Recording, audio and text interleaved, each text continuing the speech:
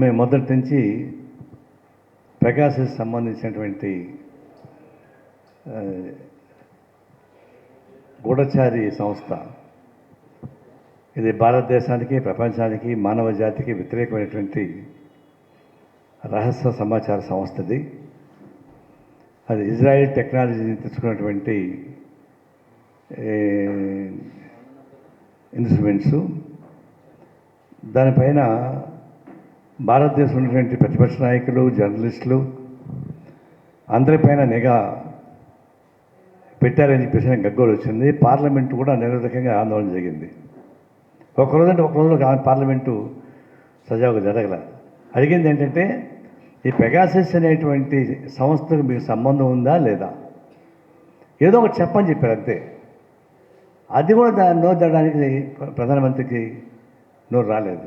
ఉంది అని చెప్పలేకపోతాడో లేదని చెప్పలేకపోతే అర్థం ఆ పెగాసస్ అనేటువంటి నిగూఢ సంస్థని ప్రశ్నించే వాళ్ళపైన ప్రయోగించాడు, ప్రతిపక్షాల మీద ప్రయోగించాడు.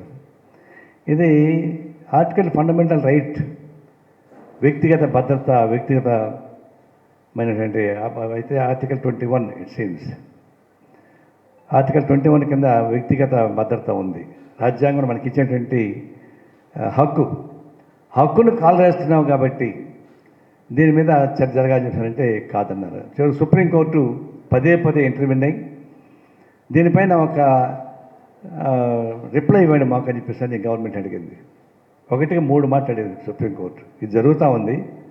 ఈ పెగాసస్ అనే దానిపైన ఏంటి కేంద్ర ప్రభుత్వ వైఖరి ఏంటో చెప్పమని చెప్పని స్పష్టంగా పదే సుప్రీంకోర్టు చెప్పినా కూడా కేంద్ర ప్రభుత్వం పట్టించుకోలేదు. చివరికి సుప్రీంకోర్టు విసిగిపోయి ఈరోజు ప్రకటించింది, జస్టిస్ రవీంద్రన్ నాయకత్వాన 3 టెక్నికల్ పర్సన్స్ని ఒక కమిటీ వేసింది. ఈ కమిటీ ఈ పెగాసస్ దీనిపైన సమగ్ర విచారణ జరిపించి రిపోర్ట్ ఇవ్వమని చెప్పేసి చెప్పింది. అంటే ఇది ఒక విధంగా కేంద్ర ప్రభుత్వానికి చెంపపెట్టు లాంటిది. డెమోక్రటిక్గా ఉండాల్సిన కేంద్ర ప్రభుత్వం నియంత్రితగా పరిపాలించేటువంటి పద్ధతి ఎట్లా వచ్చిందో, పార్లమెంట్లో చెప్పినా సరే, పార్లమెంట్ మెంబర్స్ అడిగినా సరే, చివరి పార్లమెంట్ స్తంభింప చేసినా సరే నోరెప్పలేదు.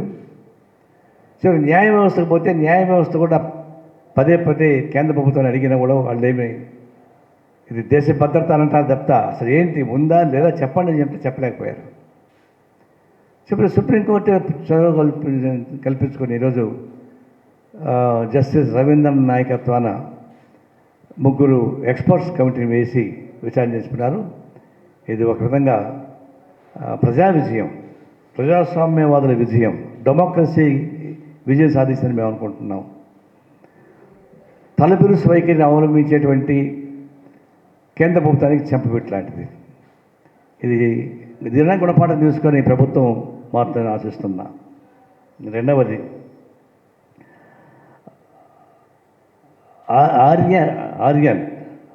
ఆర్యన్ ఖాన్ అంటే హీరో కొడుకు, కుర్రోడు, షారూక్ ఖాన్ తనయుడు. అతను బాగా చదువుకొచ్చాడు విదేశాల్లో. కుర్రోడు చూడడానికి ముచ్చటగా ఉన్నాడు పాపం. అతన్ని పట్టుకొని హరాస్ చేస్తూ ఉన్నారు. అతని దగ్గర ఫెరాయిన్ వాడాడని, వాళ్ళతో కాంటాక్ట్స్ ఉన్నాయని, ఆయన గోవాలో సముద్ర మార్గంలో ఉన్నప్పుడు పట్టుకున్నారు. పట్టుకొని చిత్రహింసలు పెడతా ఉన్నారు. రోజు అదొక వార్త. ఆ చిత్రహింసలకు గురి అవుతున్న సందర్భంలోనే నాకు 25 కోట్ల రూపాయలు లంచం ఇస్తే వదిలిపెడతా అని చెప్పేసి బేరాలు ఆడారు. అదొక ఇది. ఇది పట్టుకుంది ఎవరు? Central government agencies, state government agencies కాదు. దాని పేరు అవుతుంది central CBN, NCB, central government. ఇది అంటే కేంద్ర ప్రభుత్వం చొరవతోటి అతన్ని పట్టుకునే కారణం ఏంటంటే వాళ్ళు యాంటీ బీజేపీ, వాళ్ళ ఫ్యామిలీ అంతా కూడా. రెండవది ఏంటంటే, అంతకుముందు మీరు డేట్లు చూసుకోండి, ఈ ఆర్యన్ ఖాన్ను పట్టుకున్న ముందు ముంద్రాలో నుంచి ప్రయాణం సాగిస్తున్నటువంటి ఫెరాయిన్ని పట్టుకున్నారు. బహుశా ఆఫీసర్లందరూ చెడ్డోళ్ళు కాదు, కొంతమంది మంచివాళ్ళు ఉన్నారు కాబట్టి ఆ ముంద్రా నుంచి వస్తున్నటువంటి ఫెరాయిన్ని పట్టుకోగలిగారు. అది ఎక్స్పోజ్ అయిపోయింది. ఇక్కడ దాచిపెట్టడం సాధ్యం కాదు. 22,000 కోట్ల రూపాయలు విలువైనటువంటి ఫెరాయిన్ దొరికింది. అది దొరికింది కాబట్టి మనకు తెలిసింది, దొరకని పోయినా తెలియదు. అది ఎక్కడి నుంచి వచ్చింది? ఆఫ్ఘనిస్తాన్ నుంచి బయలుదేరి ఇరాన్ మీదుగా చక్కగా గుజరాత్లో ఉన్నటువంటి ముంద్రా పోర్టుకు పోయింది. ఇరాన్ నుంచి మెడ్రాస్ రావచ్చుగా, కేరళ పోవచ్చుగా, లేదా ఆంధ్రప్రదేశ్ రావచ్చుగా, విశాఖపట్నం రావచ్చు కదా. ఎందుకు అక్కడ పోయింది? ఆడెందుకు పోయిందంటే అది బాహుబలి సినిమా చూస్తే మీకు అర్థమవుతుంది. అంతర్జాతీయ ముఠాకంతా ఒక కేంద్రం ఉంటుంది. ఆ కేంద్రానికి పోతే వాళ్ళు పట్టుకోలేరు. అట్లాంటి అంతర్జాతీయ ముఠా కేంద్రం ఏదైనా ఉంటే ముంద్రా పోర్టు. ముంద్రా పోర్టుకి అంత బలం ఎందుకు వచ్చిందంటే అది అదాని ఓనరు. అదాని ఎవరు? ప్రైమ్ మినిస్టర్ దత్తపుత్రుడు. కాబట్టి ప్రైమ్ మినిస్టర్ కార్యాలయం మొత్తం డేగకన్నులుగా కాపాడుతున్నటువంటి ముంద్రా పోర్టు. ఆ పోర్టులో ఏం జరిగినా ఎవరు పట్టుకోవడానికి వీల్లేదు, సాధ్యం కాదు. కాబట్టి ఆ ఫెరాయిన్ ట్రావెలింగ్కి గమ్యస్థానం ముంద్రా పోర్ట్ ఎన్నుకోవడంలోనే మనకు అర్థమవుతుంది కేంద్ర ప్రభుత్వ కనుసన్నల్లో ఉన్నటువంటి అదాని నాయకత్వం ఉన్నటువంటి ముంద్రా పోర్ట్ అది. దాని నుంచి దొరికింది కాబట్టి అది తెలిసింది. అంతకుముందు మనం వార్త చూసాం. రోజుకు 1,000 కోట్ల రూపాయల డబ్బులు నాకు లాభం వస్తుందని చెప్పేసి చెప్పాడు, ఆదాయం అని చెప్పాడు. ఆదాయం చెప్పాడు అంటే రోజుకు 1,000 కోట్లు ఎట్ట వస్తుంది? సక్రమంగా సంపాదించాడు రోజుకు 1,000 కోట్లు వస్తుందా? అదంతా మాయల పకీరా, మంత్రం వేసే డబ్బులు రావడానికి. అది కేవలం ముదనష్టపు డబ్బు, ముదనష్టపు ఆదాయం వస్తుంది. ఈ స్మగ్లింగ్ డబ్బులు ఆదాయం ఎక్కువ వస్తుంది. అందుకని రోజుకు 1,000 కోట్లు రూపాయలు వస్తూ ఉన్నాయి. ఇప్పుడు అర్థమైంది ఏంటంటే ఇట్లాంటి కార్యకలాపాలు ఎక్కువ జరుగుతూనే ఉన్నాయి. దొరికింది కాబట్టి ఇప్పుడు బయటపడింది. ఈ డబ్బుల వల్లనే అతనికి రోజుకు 1,000 కోట్ల రూపాయల లాభాలు వచ్చేటువంటి ఏర్పాటు జరుగుతూ ఉంది. ఈ ఫెరాయిన్ అనేది ఎక్కడి నుంచి ఎట్లా వస్తుంది? పోనీ అది ప్రయాణం ఏం చేసింది? ముంద్రాలో దొరికినటువంటి ఫెరాయిన్ ఎక్కడికి వచ్చింది? విజయవాడ దానికి ఆఫీసు, వాళ్ళ కార్పొరేట్ ఆఫీసు. అంటే విజయవాడ ఆఫీస్ అంటే పెట్టగలిగాడు అంటే రాష్ట్ర ప్రభుత్వం కూడా కేంద్ర ప్రభుత్వ కనుసన్నల్లో ఉంది. వైసీపీ ప్రభుత్వం కేంద్ర ప్రభుత్వం కనుసన్నల్లో, అమిత్ షా కనుసన్నల్లో ఉంది. కాబట్టి సేఫ్ జోన్ వాళ్ళకి. ఆడపోయి హెడ్ ఆఫీస్ పెట్టుకున్నారు. అక్కడి నుంచి మొత్తం తెలంగాణ, ఆంధ్ర, తమిళనాడు అన్ని చోట్ల సరఫరా చేస్తూ ఉన్నారు. ఇప్పుడు ఈ ఈ ప్రమాదకరమైనటువంటి ఫెరాయిన్ దొరికిన తర్వాత అదాని ముద్దాయిగా ప్రపంచం మొత్తం మీదుగా మారుమోగుతున్న సమయంలోనే ఈ ఆర్యాన్ని ఖాన్ను పట్టుకున్నారు. ఇది పాపులర్ యాక్టర్ కొడుకు కాబట్టి ఇతన్ని పట్టుకోవడం ద్వారా అడ్డం పెట్టి దాన్ని మరుగుపరచడానికి ముంద్రా పోర్ట్లో జరిగేటువంటి ప్రమాదకర అంశాలని, అదానిని కాపాడడానికే ఆర్యన్ ఖాన్ని అరెస్ట్ చేసి హింసించి దానికి తంటాలు పెడతారు తప్ప ఇంకోటి కానీ కాదు. అది అర్థమవుతా ఉంది. ఇప్పుడు తెలంగాణ ముఖ్యమంత్రి ఏమంటున్నాడంటే ఆంధ్ర నుంచి గంజాయి మాకు వస్తూ ఉంది, మాకు ప్రమాదం అని చెప్తున్నాడు. ఇది ఆంధ్ర ముఖ్యమంత్రి దీన్ని క్షుణ్ణంగా పరిశీలించింది, సంగతి తేల్చండి అని చెప్పేసి నేను గిరిజనుల మీద పడుతున్నాడు. పోయి చింతపల్లిలోని గిరిజనుల పైన పడుతున్నాడు. అసలు నీకు గంజాయి కన్నా ప్రమాదం ఫెరాయినయా? అది అంతర్జాతీయ స్థాయిలో దిగుమతి అవుతా ఉంది. దాన్ని పట్టుకోవడం నీకు చేత కాదు. ముందర నుంచి మాకు ఎట్లా వచ్చింది దాన్ని ఎంక్వైరీ చేయించవచ్చు కదా. కేవలం గిరిజనులపైన దాడులు చేయడానికి ఉపయోగపడే పద్ధతుల్లో గంజాయి పైన దాడులు చేస్తారు. అది చేయాల్సింది నాకు అభ్యంతరంలా. గతంలో ఇదే కేసీఆర్ డ్రగ్స్ దానిపైన సిట్ వేసాడు. కేసీఆర్ అతను కూడా సిట్ వేసాడు. గత సినిమా యాక్టర్ మీద చాలా ఇబ్బంది పెట్టారు. వాళ్ళని బ్లాక్మెయిల్ చేశారు. సినిమా యాక్టర్ దగ్గర చిల్లర ఎక్కువ ఉంటుంది కాబట్టి వాళ్ళని బ్లాక్మెయిల్ చేశారు, సిట్ వేశారు. అది సిట్ రిపోర్ట్ ఏమైంది? జగన్మోహన్ రెడ్డి వేసిన సిట్ రిపోర్ట్ కానీ, కేసీఆర్ వేసిన సిట్ రిపోర్ట్ కానీ గతంలో డ్రగ్స్ పైన ఎందువల్ల తెలిసిందా? ఎందుకు బయటపెట్టలేదు? సిట్ రిపోర్ట్ వేయడం, బ్లాక్మెయిల్ చేయడం, డబ్బులు తీసుకోవడం, ఇదే పని వీళ్ళకి. ఇప్పుడు ఎన్నికలు వస్తున్నాయి కాబట్టి ఎన్నికల పైన మళ్ళీ ఫెరాయిన్ గిరాయిన్ మొదలుపెట్టాడు. మరి ఆంధ్రప్రదేశ్ నుంచి గంజాయి తెలంగాణకు వస్తుంటే మీరు మీ ఫ్రెండే కదా ముఖ్యమంత్రి జగన్మోహన్ రెడ్డి, ఎందుకు గట్టిగా అడగకూడదు? ఎందుకు చేస్తారని చెప్పేసి అని. మరి ఇట్లా ఆరోపణ నా పైన ఎందుకు చేస్తావు జాగ్రత్త అని చెప్పేసి ఎందుకు జగన్మోహన్ రెడ్డి ఏంటి ఆడవడం లేదు? వీళ్ళిద్దరూ కూడా ఈ మేక సింబోతు ముద్దులు పెట్టుకుంటాయే అట్లాంటిది. సింబోత్ అంటే మగ మేకపోతు మేకపోతు సింబల్ ముద్దులు పెట్టుకునే తప్ప ఇంకోటి ఏం కనపడటం లేదు. ఈ విషయంలో ఈ కేంద్ర ప్రభుత్వంని గట్టిగా ఫైట్ చేయడంలో ఫెయిల్ అయిపోయి ఈ రాష్ట్ర ప్రభుత్వాలు ఆడేటువంటి నాటకాల భాగం.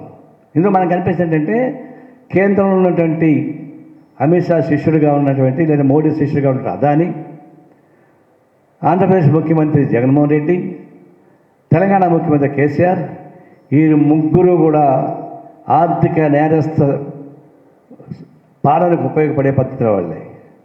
ముగ్గురు ముఠా ఇది ఇంత అలీబాబా 40 దొంగల కనుకుండా ఇది అదాని, అంబానీ, తర్వాత ఈ ముగ్గురు కలిసి ఒక గ్యాంగ్స్, ఈ ముగ్గురు గ్యాంగులు, ఒక గ్యాంగ్ అదాని, ఒక గ్యాంగ్ లీడరు జగన్మోహన్ రెడ్డి, ఇంకొకటి కేసీఆర్. ఈ ముగ్గురు గ్యాంగుల నాయకత్వాన్ని భారతదేశం అతలాకుతలయ్యే ప్రమాదం ఉంది. దీని మీద మనం గట్టిగానే పోరాటం సాగించాలి. ఇలాంటి ప్రభుత్వాలు, ఇలాంటి బీజేపీ ప్రభుత్వం, ప్రమాదకరమైన ప్రభుత్వం దీన్ని ఆర్థికంగా అమ్మేస్తూ ఉంది. ఉదాహరణకి 41 ఆర్డినెన్స్ ఫ్యాక్టరీస్ని హైదరాబాద్తో సహా దాన్ని 7 కార్పొరేషన్లుగా చేసి దాన్ని విడివిడిగా అమ్మేస్తూ ఉన్నారు.